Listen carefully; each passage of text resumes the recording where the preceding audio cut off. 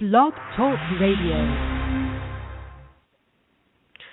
Hello and welcome back to Inside the Football Business with Neil Stratton and Justin VanFulpen. I'm Justin VanFulpen, and today we're going to talk about tips for new agents. And really, in regards to kind of the new agent class has just kind of been announced. Basically, the agents, if you want to be in the agent business or if you're in the agent business, you got to go to Washington, D.C., in the summer, sit for basically a 2-day exam, the first day being, kind of the review on the source material being the CBA, and then, the second day sit for that exam, which is an open book exam, but it's definitely gotten harder over the years. I first took the exam back in 2004, come out of undergrad at Grand Valley. I just had graduated undergrad there and took the exam in 2004. And then last year got recertified and took the exam as well. And it's definitely an intense exam.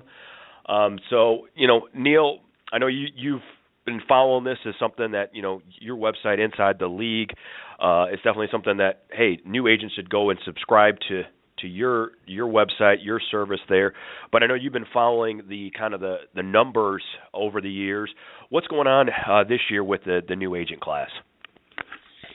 Well, so far, the NFLPA runs out the names of all the new agents on its website every year, and they're filtering it amongst all the agents. Right now, I think there are 984 agents that are listed, and that number is going to really change a lot over the next week to 2 weeks as they filter out the agents who chose not to come back for 2015/16, and then continue to add the ones that are new to this class. Right now, 77 have been added to the new class. That's down roughly 100 from what the size of previous classes the last 2 or 3 years. And again, there will be more added, but it looks like there's a good chance there'll be fewer than 100 in the new class, which is down significantly from what we've seen over the last 4 to 5 years since we started tracking it. There was some new growth in the classes over the last 2 years that can be attributed to agencies trying to catch up with the new NFLPA rule, which was anyone who's involved in the recruiting process, not just the ones who do the contracts, have to get certified, which really expanded the number of agents that were taking the test. But I think that's kind of done. I think most of the agencies have done that need to get more people certified. However, I think another reason why numbers are going to be down this year is because, as you alluded to, they made the test a lot harder this year. I'm not sure why. I'm not sure why they want to make the group of agents that much smaller, but they did. And so we're going to see fewer people that are out there, and perhaps fewer people that want to come back to the industry will be able to pass the test now because it is a lot tougher. And I guess it's a good thing that they're vetting that strongly, but at the same time, it's disappointing that there are fewer people that will be able to live their dreams as a result of it.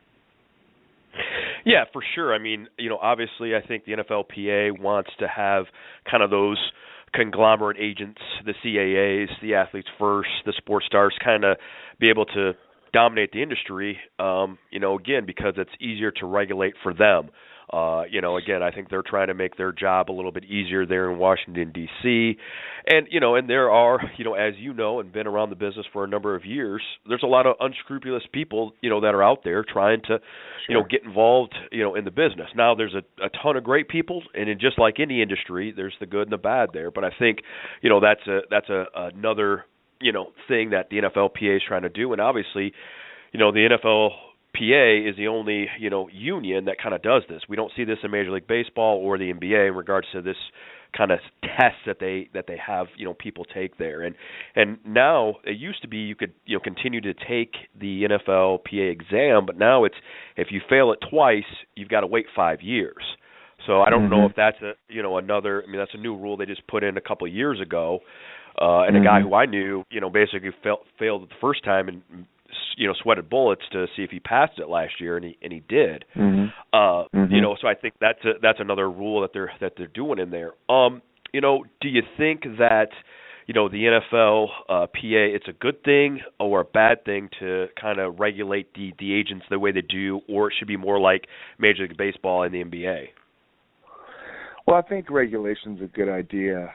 I'm not typically a giant guy on regulation when it comes to government, but when it comes to agents, especially a place that's so hard, and there's such a Dodge City element to things, and it's so hard to kind of watch these guys and provide oversight. I think some level of oversight is good. The difficulty is that there is so much of this is under the table, and the NCAA, quite frankly, doesn't put a lot of eggs in that basket as far as regulating it because they can't. And the state agencies and state governments really couldn't care less because there's really no votes in that, and I can understand that. So if you don't have the NFLPA regulating things to some degree, then you don't really have any regulation whatsoever. Notwithstanding the fact that there have been some programs and some laws that have been, instituted that ostensibly control the industry, it doesn't really work. So anyway, I think it is a good thing. I think it's good that the NFLPA has a test. I think it's good that the NFLPA forces agents to at least have some rudimentary understanding of the CBA. So that's it's a positive, but it's still there's still a lot more that they could do, I guess. I don't feel that they're as responsive, perhaps, and I'm getting this from my agent clients. I don't think they're as responsive as they could be, and certainly not as helpful in some regards as they could be. And I think you alluded to the fact that it'll be a lot easier for the NFLPA if there are only a dozen agencies out there that kind of controlled all the business. And to some degree, that's true especially for the bigger players. But that's not the way business works. And if we're going to keep trade free and give people opportunities, then we have to make it a little bit bigger pool. So I guess the answer is yes. I'm glad they regulate it. Perhaps it would be better if they did a better job in some areas, but I guess that's true of virtually any organization. For sure, and obviously, these new agents that are coming in the business, if they're kind of green and just out of college, just out of law school, whatever, obviously they need, some guidance. InsideTheLeague.com. Listeners, go out there, subscribe if you're not already a subscriber. Great website, and we're going to talk about some tips for new agents, and kind of what's your kind of couple tips that you have for people looking to get in the industry, just brand new in the industry, or just one of those few 70 that passed the test and now we're trying to get out there and get a couple of clients, to represent going into this year's draft. Mm-hmm. Well, number one, I think you got to set a budget. I know that budgeting isn't something that a lot of people do, or at least struggle with. I certainly do. We do in our house. But if you're not careful in this business, Justin, I think you know this all too well, there's a lot of places you can spend money. And once you get into December, January, February, and you're signing players and you're trying to give them the best opportunity they can to make a roster and trying to get them seen and what have you, there are a lot of places where you can spend money, and it's kind of hard to say no because a player might call and say, hey, I need this, or excuse me, I need this, or someone else is doing this, or my trainer said I need to do this, or I got injured and now I need this treatment or whatever, and the money spends quickly. So I think it's important to set a budget, to decide how much you're going to spend. Rule of thumb, as I have been able to determine, is about $1 per player if they're expected to go, if you're hoping they're going to get drafted, in the later rounds. North of that, first three rounds, you're probably looking at least $35,000, maybe $50,000 per player. That's a lot of money, but it's something you have to kind of understand going into this business. It's not free. It doesn't kind of take care of itself. I don't know if you've had success budgeting. I know, again, Justin, maybe you can speak more to the way that the money adds up and spends quickly in this business. Yeah, I mean, for sure. I mean, obviously, depending on where those guys are going to be slotted, you're going to have to figure out, okay, hey, where can I get them, done correctly? If obviously the training, the housing, and the food is the biggest, dollar, you are going to have to invest in that guy. And some guys, already have a trainer kind of picked in mind. Others, looking for your suggestion. So I think your numbers, are definitely, spot on in regards to the amounts there. But budgeting is a huge thing. But also, I think when you look at things, it's a business at the end of the day on all sides, and you've got to be able to see that ROI, when you're going to invest in a player. So I see a lot of guys and talk, whether it was me in the agent business or in the all-star business, a lot of guys spend a bunch of money on guys that they should have.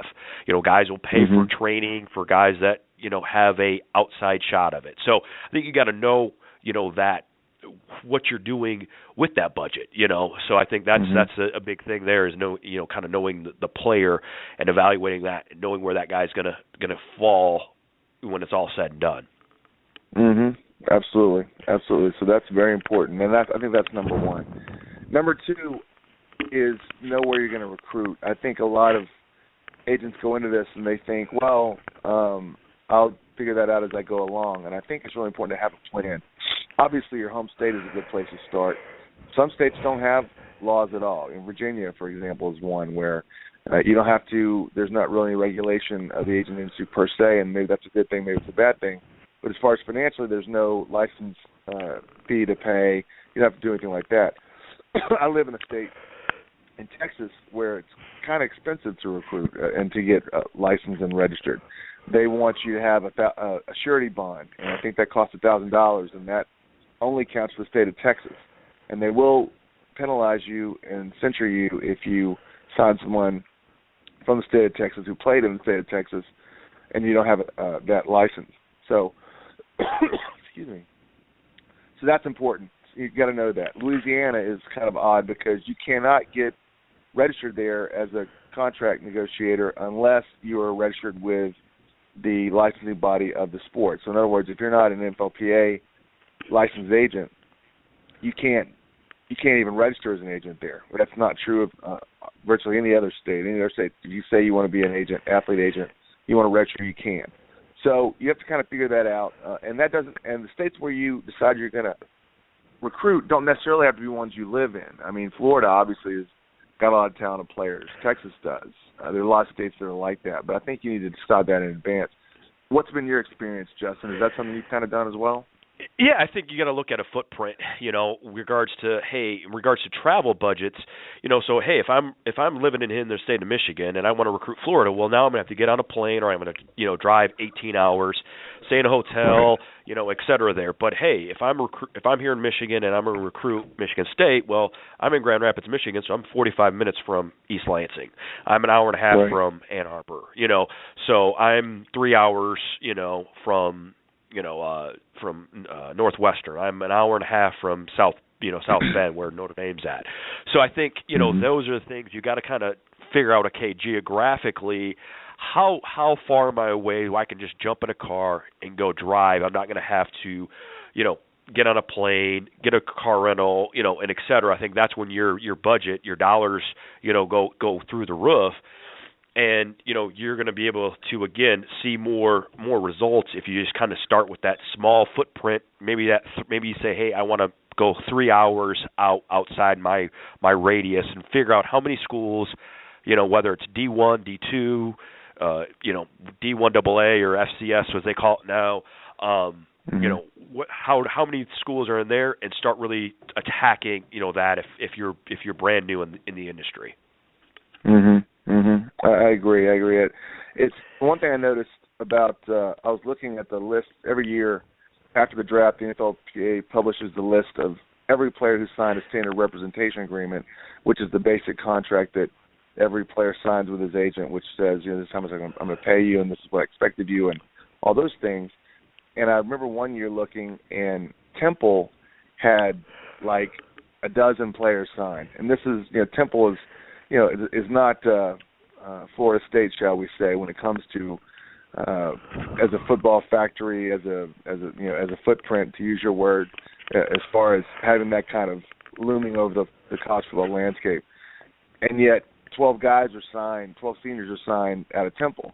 And the reason why is that Philadelphia is nearby. There are a lot of big lawyers who go in and get certified and don't really know what's next. And so they call the local university, or a kid from the local university calls them, and they sign them. Well, that's not really the way you want to go about this. You want to have a little bit more of a scientific or a better approach, I guess, shall we say. And so that's why I think it's really important to figure out where you're going to recruit and kind of who's in those places and that kind of thing. So anyway, just to illustrate that point a little bit more. Third point I say, and I think this is important, and Justin, you may agree, you may not, you've had success otherwise, I think it's smart to recruit linemen, and especially offensive linemen. And the reason for that is, I always use the illustration, go to a mall. And go to a mall and tell me how many men you see that are between 6 feet tall and 5'8" and weigh anywhere from 170 pounds to 200 pounds. And then contrast with the number of guys you find that are 6'5" or taller, 300 pounds or more, and have body fat that's under 25%. It's not going to be, I guarantee you the number in the latter group is going to be a lot smaller than the other group. And that's kind of the way the NFL works as well. It's just harder to find those guys and find good ones that can move their feet and that can get off the line, they can get into their stance, and than it is virtually any other position. So if you can find players that are just that size in college, you almost, as one scout once told me, they almost have to prove they can't play rather than proving that they can play because they're such a rare commodity. And I think that's I wouldn't have said that would be a tip, but I think that's awesome. I think that's a great point that you bring out there, and a great analogy, there, and because again there's a ton of corners, a ton of receivers that are out there. Right. So yeah, I mean, recruiting offensive and defensive linemen. The problem, I think, with agents, it's not sexy. It's not going to get any marketing deals. It's not the quarterback. It's not the running back. It's not the receiver. And it's hard. I think it's hard to, if you haven't been in the evaluation process, it's hard to evaluate the offensive lineman. There's no stats. Mm-hmm. There's nothing that then when you're going to sell those guys, it's hard to go sell. When you can't break down film. And again, you're talking about a lot of attorneys, people who are smart people, but they're not football guys. They're not guys like me and you who've ran all-star games, who's had to evaluate, talent and done it and got paid to do it. So I think that's where people, can kind of miss the mark, and I think again, but you got to be able, if you can evaluate, you got to go find somebody that can evaluate those talents, and somebody who's going to kind of help you, guide you, in there. So it's, it's not something I thought you would bring out on a tip there, but I think it's definitely something that's a valid point there. Well, I like your points, too, about it being a little hard to evaluate. I mean, after all, once the ball is snapped, you got a big mess of big guys in there, and sometimes it's hard to figure all that out and really look at things. I mean, you've often got to, even when I've been in situations, in scouting situations, you've got to run back the film multiple times to really see who's blocking and who's not blocking unless someone just gets obvious penetration. So it is a difficult thing. One other point to make about recruiting linemen, and this has been my experience, I mean, I'm not an agent, but just having worked with them over the years, they're easier to manage. They're a little bit more understanding of things, especially when you're starting out as an agent. But even after you're established as an agent, there are going to be things that happen along the road that you didn't expect, and they're not all going to be positive. And when that happens, you don't need a guy who's going to say, hey, you blew it, I'm blaming you, or I'm firing you, or anything like that. And my experience has been that most linemen, regardless of what their socioeconomic background is, color, geographic area they're from, whatever, they're just more real people, I guess you'd say. They're not as volatile, and they're easier to get along with. And when you're in this space, and again, when you're kind of new in this space, you want something like that. And that's true to some degree of defensive linemen as well. They're just, I guess, easier to get along with. I guess they've always been that gentle giant, huh? Regards to off the field, they've always known that they could. Yeah. They had the ability physically to dominate anybody. Well, that's true. And offensive linemen typically are scoring higher on their Wonderlic. They're usually the smarter people on the field, and they're also not used to having their names in the highlights anyway. They're not used to getting the big headlines and that kind of thing.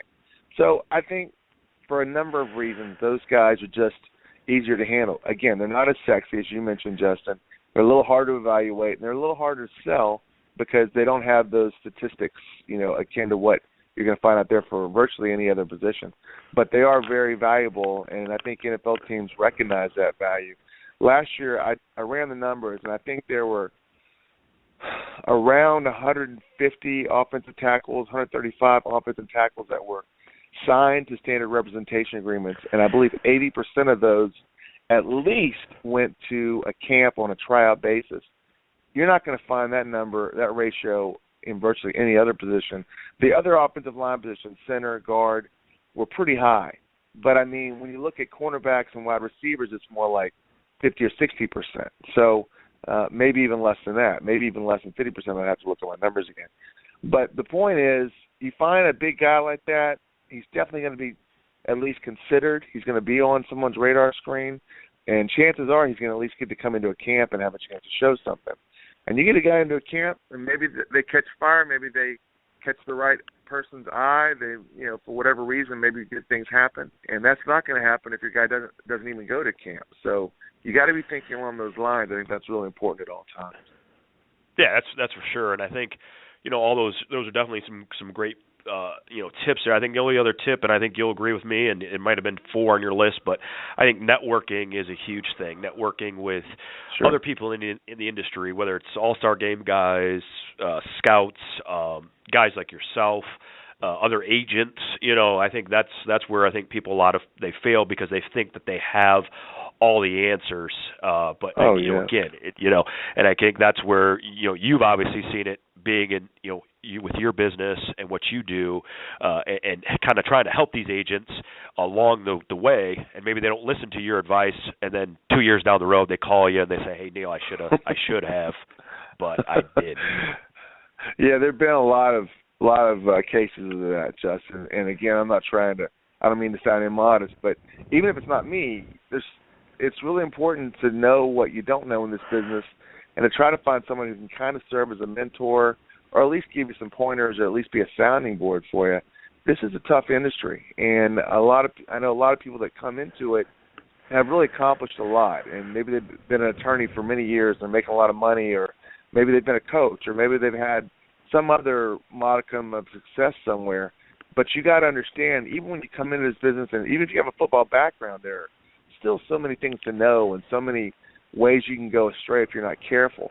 And you just got to be careful about just relying strictly on your own counsel and being too prideful to be willing to ask other people. I mean, there's no shame in that. After all, it's all about succeeding. It's not about how you succeeded. It's there's a lot of moving parts in this business. So I think you're right, Justin. You've got to really be willing to reach out and maybe take a risk and try to find answers on things that you wouldn't otherwise have had. And I guess that's true along with any other business too. Yeah, and obviously, you kind of have a service there. Okay, so kind of walk me through. Okay, hey, if I'm a new agent, and obviously we're talking about tips in regards to, hey, if I go and I purchase your service through Inside the League, kind of what am I getting? Am I getting that mentorship kind of things? Kind of where does your space kind of help the agent, the new agent, the guy who wants to increase his likelihood of success? Well, I think for new agents especially, we're pretty helpful. And the number one thing that I get most feedback on is we have a newsletter series that goes out to all new agents at least for a few weeks, and then ultimately just to our agent subscribers after the trial time is over. But we walk people through the industry. We talk about what the next 10 months are going to look like, or in this case, really more like the next 7 or 8 months, I guess. We talk about how combine prep works and what to look for in a good combine trainer. We talk about how the all-star games work and how to get a player, kind of to pitch a player to an all-star game. We talk about how scouts work and what they're looking for and how to make contact with them and where to contact them and what to say when you talk to them, and all these things, Justin, that you know very well. You're a veteran of business, obviously. But a lot of people that come in don't have any idea. And a lot of them that come in think they have an idea, but they learn that the ideas they had were wrong. So we walk through them in many ways. One's with the newsletter series. Obviously, our day-to-day reports on ITL are focused solely on the industry and trends and who's getting hired and who's getting fired and what's new and all those other kind of things. But I think the other value is that I work personally with all of our clients, and when they have a question, they can always reach out to me, and try to be very responsive, and I try to answer their questions and stay with them as long as they need me to. I mean, to some degree, I think I'm a security blanket for newer people, and again, not because I'm some brilliant person or whatever, but because no one else, I think, studies this business as closely as I have since 2002 when we launched. And there are a lot of peculiarities to it, Justin, as you well know. There are a lot of little intricacies and a lot of things you need to know that can really define success. I mean, decide if you're going to be successful or not. And if you ignore them or don't even know that they're there, you can really penalize yourself. And you can spend a lot of money quickly that you didn't need to spend, and you can make bad decisions, and you can wind up running yourself out of the game very quickly. And I don't want to see that happen. I mean, we've been, I think the numbers were last year that if you were with ITL, you had about 20% rate of getting someone into camp, versus if you were with ITL, it was better than 50% of getting someone into camp. And we're proud of that. And we think we do make a big difference, and we are a game changer for people who are in the industry, from young in the industry to established in the industry. I mean, we work with the agents for about 67 to 70% of all the players active in the NFL at any one time. So we've got a good cross-section of the business. We've got almost all the bigger agencies. We've got a lot of newer folks, and we've got a lot of the in-between as well. So we try to work with people and try to help them out any way we can. We know it's a tough business, and that's why we're here. Great. I mean, that's awesome service. If you're a new agent, it's a great tip to go to utilize Neil's service. Well, we got about 3 minutes left in the show, Neil. I wanted to kind of run through some quick things. I think next week we'll talk about All-Star games. Obviously, you and I have been involved in All-Star games for a number of years and have a lot of experience. There's obviously only going to be 3 All-Star games this year, so we'll talk about that, why, how you can get your player into one of those games. Let's talk about the FXFL real quick. I know you've had some involvement with Brian Woods. I think it's their CEO or their founder there. What's going on with that? Should agents kind of send their players to there? What's going on there? And other kind of news here as we wrap up here in the next 2 minutes. Well, I think as new agents come into the game, they're often solicited by players from recent draft classes who are pretty convincing in their pitches that they are one step away, very close to an NFL job. So these players become very attractive to agents. But the difficulty is that all these leagues, well, I guess the real truth of things is the NFL, people always say the NFL doesn't have a minor league. Well, really it does. It's NCAA football. It's the best minor league out there. It's the most successful. It doesn't cost the NFL a penny, which is the biggest plus of them all. All these other minor leagues are essentially competing with not just the NFL but also with college football. So no one's going to go see them. And if you can't sell tickets, you really can't have a league. So the FXFL started off with a great head of steam and looked like it might be an NFL minor league for a little while, but they couldn't sell tickets, and now they're running out of money. And I don't put this on Brian Woods. I think Brian Woods has done a very honorable job, but it's just really hard to have a league when you don't have any money, and I think they're running up against this right now. And in their second year of play, they're really having some struggles, and this is really pretty predictable given the fact that it's just hard to sell this. So anyway, I have a lot of respect for those people. I have a lot of respect for the players. I have a lot of respect for Brian. I have a lot of respect for people who are involved with it. It's just a hard sell. Having worked on that side of it, I've seen how difficult that is. And so, it is what it is. That's just the way it works in football these days. Yeah, maybe eventually we'll see some type of, NFL minor league. There's probably a need for it. I see Major League Football is trying to kind of come on there. We'll see what's that able to do there. Because these guys do need some type of development. And yeah, you're 100% right. The minor league system is college football, but there's got to be kind of something else. And the same thing with these all-star games. We've seen these games come and go. I've been involved in games that's come and gone. Same with you. And again, I think something we'll talk about next week there. So, definitely some great tips for for new agents as well as current agents. We're going to go ahead and get this up on YouTube as well. So we kind of archive it there, and agents can kind of take it, hopefully, in the years and talk about, tips and how to be successful, in this industry. And we look forward to next week as far as Inside the Football Business with Neil Stratton and Justin VanFulpen as we talk about all-star games and how those will be successful. So we'll talk to you next week, Neil. Great show. Thanks, Justin. See you next week, buddy.